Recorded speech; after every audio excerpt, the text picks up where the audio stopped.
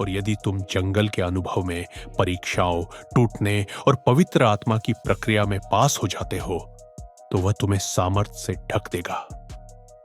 यीशु ने नया दाखरस तब पाया जब उन्होंने अपने व्यक्तिगत जंगल के अनुभव को पूरा किया।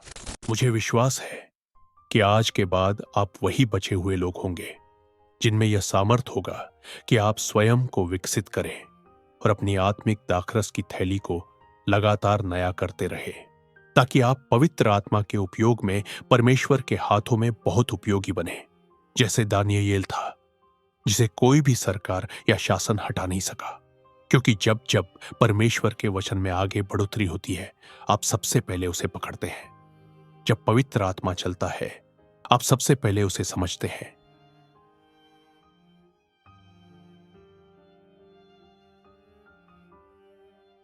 क्योंकि जब परमेश्वर कार्य करता है, वह हर बार पहले जैसा ही कार्य नहीं करता। निश्चय ही पवित्र आत्मा की हर चाल मसीह के सिद्धांतों के विरुद्ध नहीं होगी। पवित्र आत्मा की कोई भी चाल परमेश्वर के वचन के विरोध में नहीं होगी। यदि प्रकट होना अजीब लगे, तो यह देखो, क्या वह चंगा करता है? वह चंगा करने आया है। इससे फर्क नहीं पड़ता कि परमेश्वर का जन जमीन पर थूके या मिट्टी में मिलाए। इससे फर्क नहीं पड़ता कि वह उसे तालाब में धोने भेजे। यदि वह देखते हुए बाहर आया, तो प्रभु की स्तुति करो। आमीन। अब किसी से कहो, परमेश्वर नया दाखरस देने वाला है, क्या तुम उसे ग्रहण करने के लिए तैयार हो?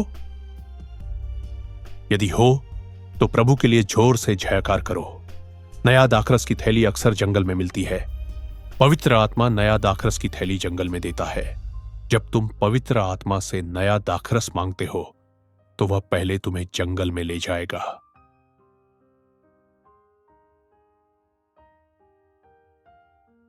और यदि तुम जंगल के अनुभव में परीक्षाओं, टूटने और पवित्र आत्मा की प्रक्रिया में पास हो जाते हो, तो वह तुम्हें सामर्थ्य से ढक देगा। यीशु ने नया दाखरस तब पाया जब उन्होंने अपने व्यक्तिगत जंगल के अनुभव को पूरा किया। जब यीशु जंगल में गए, तो वे यूहन्ना बपतिस्मा देने वाले के साथ नहीं गए। बहुत से लोग यीशु के पीछे चले, पर कोई भी 40 दिन और 40 रात उनके साथ जंगल की यात्रा नहीं कर सका। यीशु अकेले गए। यदि आप नया दाखरस चाहते हैं, तो आपको पवित्र आत्मा के साथ अकेले चलना होगा। इसे कोई भीड़ में नहीं पाता। यदि आप सबकी स्वीकृति चाहते हैं, तो आप इसे कभी नहीं पाएंगे। यदि आप लोगों की सुनने लगेंगे, तो आप इसे नहीं पा सकेंगे। मैं पवित्र आत्मा के साथ चलता हूं। मैं यीशु के साथ चलता हूं। मैं सबसे प्रेम करता हूं, पर खुद को किसी को नहीं देता। जंगल ही वह स्थान है जहां हमें नई दाखरस की थैली मिलती है। और यदि आप अपना जंगल का अनुभव पूरा नहीं करते, तो सब व्यर्थ है। इज़राइल 40 दिनों की जगह 40 साल जंगल में रहा, पर यीशु ने पवित्र आत्मा के समय के अनुसार अपना जंगल पूरा किया। यीशु केवल एक बार जंगल में नहीं गए। वे जंगल और पहाड़ों के मनुष्य थे। समय समय पर वे स्वयं को अलग करते थे, पुरानी दाखरस की थैली उतारने के लिए। कोई भी व्यक्ति पुरानी दाखरस की थैली उतारे बिना लगातार पवित्र आत्मा से भरा नहीं रह सकता। जब पुरानी दाखरस की थैली उतर जाती है, तब परमेश्वर का आत्मा फिर से भरता है। यह सामर्थ मिलती है। प्रार्थना के गुप्त स्थान में, जंगल में, पवित्र आत्मा के अनुशासन में, वचन की घोषणा में, आज्ञाकारिता में और परमेश्वर के प्रति पूरी प्रतिबद्धता में। जंगल अलग होने की जगह है। जंगल एकांत का स्थान है। जंगल वह स्थान है जहां तुम्हें अपने विश्वास के कारण सताया जाता है।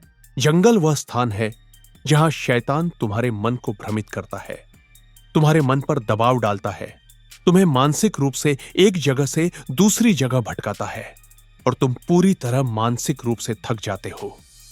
मन पर हमला होता है। तुम समझ नहीं पाते कि क्या हो रहा है।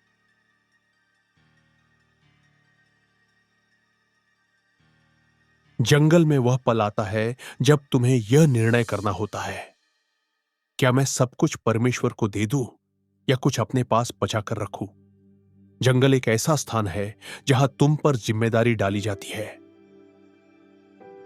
तुम्हारे कंधों पर यह मांग रखी जाती है कि तुम पूरी तरह परमेश्वर के आगे समर्पण करो। तुम जानते हो कि परमेश्वर को समर्पित होने में क्या लगता है। तुम जानते हो कि इसकी कीमत बहुत बड़ी है। यह तुम्हें सब कुछ चुकवाएगा, सब कुछ। इसलिए जंगल वह स्थान है जहां पवित्र आत्मा तुम्हें रोकना शुरू करता है, तुम्हें खींचना शुरू करता है और तुम्हें पूरी तरह अपने आप को उसे सौंपने के लिए मजबूर करता है। कुछ लोगों को इसमें 20 साल लग जाते हैं, कुछ को 10 साल, और कुछ लोग कभी कर ही नहीं पाते। तुम जानते हो क्यों? क्योंकि यहीं पर ज्यादातर लोग हार जाते हैं। जैसे इस्राएल हार गया था। वे 40 साल जंगल में रहे क्योंकि वे सब कुछ परमेश्वर को नहीं दे पाए। बहुत से लोग इसी प्रक्रिया में हार जाते हैं। यह 40 दिनों की यात्रा थी, पर वह 40 साल की हो गई, क्योंकि 40 दुख और परीक्षा का अंक है। तुम अपने समर्पण को बढ़ा सकते हो। तुम कहना शुरू कर सकते हो, पवित्र आत्मा, मैं अभी समर्पण करता हूं, मैं इसे छोड़ता हूं, इसे भी छोड़ता हूं। पवित्र आत्मा, इसे ले लो। लोग केवल प्रकट होने वाली सामर्थ को देखते हैं और उसे गलत या जादू जैसा कह देते हैं, पर वे वह कीमत नहीं जानते जो इस तीव्र सामर्थ को पाने के लिए चुकाई गई, क्योंकि लोग कीमत नहीं चुकाते। परमेश्वर की महिमा की गहरी, छिपी हुई, शक्तिशाली परतें आत्मिक लोकों में रखी हुई है, जो उन लोगों की प्रतीक्षा कर रही है जो अपनी पुरानी दाखरस की थैली को उतार दें, ताकि वे पवित्र आत्मा के इस तेल, इस महिमा और इस नए दाखरस को संभाल सकें। क्या तुम्हें लगता है कि यीशु ने यूं ही परमेश्वर की सामर्थ पाई? नहीं, उन्हें आत्मा जंगल में ले गया ताकि वे शैतान द्वारा परखे जाए। वहां उन्होंने 40 दिन और 40 रात उपवास किया। शैतान आया, उन्हें पहाड़ों पर ले गया, मंदिर की चोटी पर ले गया, इस संसार की सारी महिमा दिखाई और कहा, मुझे दंडवत कर, मैं तुझे सब कुछ दे दूं। यीशु परखे गए, परीक्षा में डाले गए, पर उन्होंने शैतान को हरा दिया। और जब वे जंगल से बाहर आए, बाइबल कहती है वे पवित्र आत्मा की सामर्थ के साथ बाहर आए। हल्लेलुया! उन्होंने अपने समय का नया दाखरस संभाला। क्या यह आसान है? नहीं। जब वे लौटे तो वे फरीसी,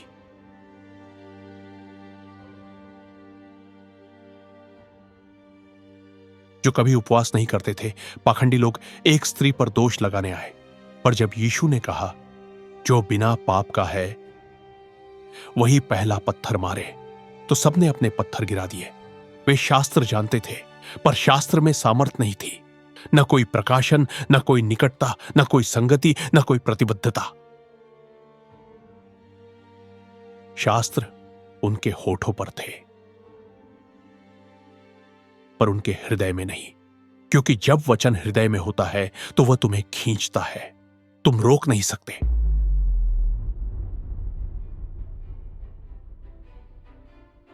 वह तुम्हें जंगल में ले जाएगा। यदि तुम वचन द्वारा चलाए जाते हो तो परमेश्वर तुम्हें बार बार नए जंगल में ले जाएगा। जब परमेश्वर तुम्हें बढ़ाना चाहता है तो वह तुम्हें नए जंगल में भेजता है। हर नई दाखरस की थैली जंगल में ही मिलती है, जहां पवित्र आत्मा हमें और प्रशिक्षण और आत्मिक विकास के लिए ले जाता है। पवित्र आत्मा का जंगल बादल और आग के खंभों से चलाया जाता है। दिन में बादल और रात में आग। आग परमेश्वर की उपस्थिति को दर्शाती है। परमेश्वर आग में प्रकट होता है। वह अगम्य प्रकाश में वास करता है। और जंगल में जो आग के खंभे किसी मनुष्य को घेरे रहते हैं, वे परमेश्वर की उस उपस्थिति को खोलते हैं जो अलौकिक अनुभवों को जन्म देती है।